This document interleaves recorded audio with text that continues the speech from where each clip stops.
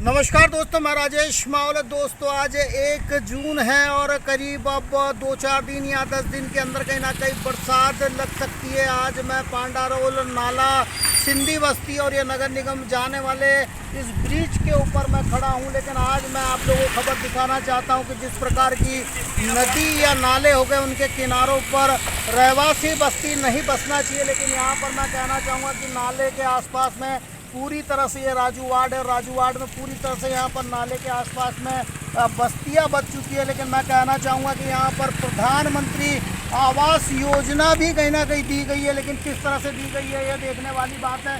सामने यहाँ पर हम नाला पूरी तरह से नाला देखा हम बताना चाहेंगे। लेकिन नाले के आसपास में पूरी तरह से यहाँ पर मकान बने नजर आएंगे। ये देखिए आप, अब इन्हें कहीं ना कहीं पट्टा मिला है नहीं मिला है ये तो देखने वाली बात है। लेकिन सामने आप नज़र मारेंगे तो पूरी तरह से यहाँ पर प्रधानमंत्री आवास योजना के अंतर्गत में मकान बने नज़र आ रहे हैं। क्योंकि ये नाला जो है ये नाला काफ़ी बड़ा नाला है और जब बरसात लगती है तो इस नाले में काफ़ी पानी आता है, काफ़ी उफान होता है, काफ़ी मकान या जिस प्रकार की संपत्ति को नुकसान पहुंचाता है। लेकिन यहाँ पर पूरे नियम कायदों को ताक पर रखकर पूरी तरह से यहाँ पर प्रधानमंत्री आवास योजना का लाभ दे दिया। मेरे साथ में आज एक सामाजिक कार्यकर्ता है ठाकुर प्रियंक सिंह। मैं उनसे जानना चाहूँगा, भाई साहब आज हम यहाँ पर ये पुलिया पर खड़े हैं। ये पुलिया जो है वो कहीं ना कहीं सिंधी बस्ती और गणपति के बीच में राजू वार्ड में, लेकिन नाले के आसपास में जो मकान बनाए गए यहाँ पर प्रधानमंत्री आवास योजना का भी लाभ इन्हें दिया गया।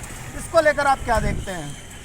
नगर निगम के नाक के सामने या नाले पे आवास योजना के मकान स्वीकृत कर दिए।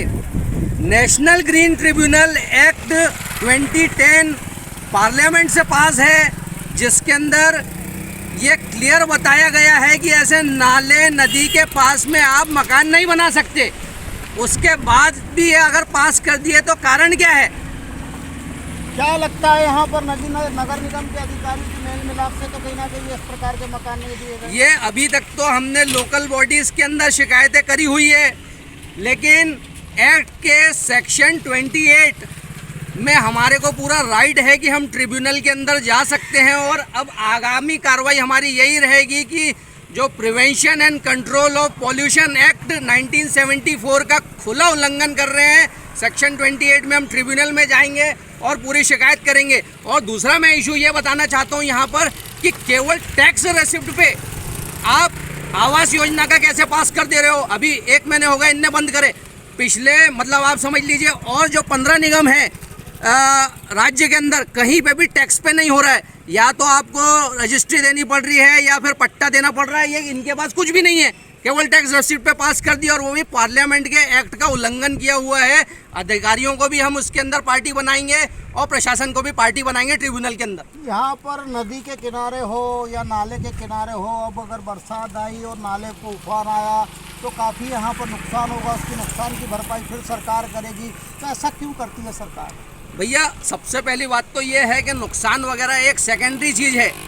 जो सेक्शन 21 है कॉन्स्टिट्यूशन का, राइट टू लिव, ये उसी का उल्लंघन है। ये यहाँ पे हेल्दी हैजार्डियस, अभी देखिए पूरा का पूरा आप अगर जाएंगे गंदी बास आ रही है, पशु पक्षी वहाँ पे पूरे नाले पे वो कर रहे हैं, तो लोगों को जीने का अधिकार जो है उसका भी उल्लंघन कर रहे हैं ये। अभी इसको लेकर कहीं आप शिकायत करेंगे कहीं ना कहीं यहाँ पर प्रशासनिक अधिकारियों से कि नाले में जिस प्रकार के मकान आवंटित किए गए उसको लेकर? नहीं, मैंने आपको बताया ना कि लोकल बॉडी में शिकायत कर दी, अब नहीं सुन रहे ये तो ट्रिब्यूनल के अंदर जाएंगे बिल्कुल।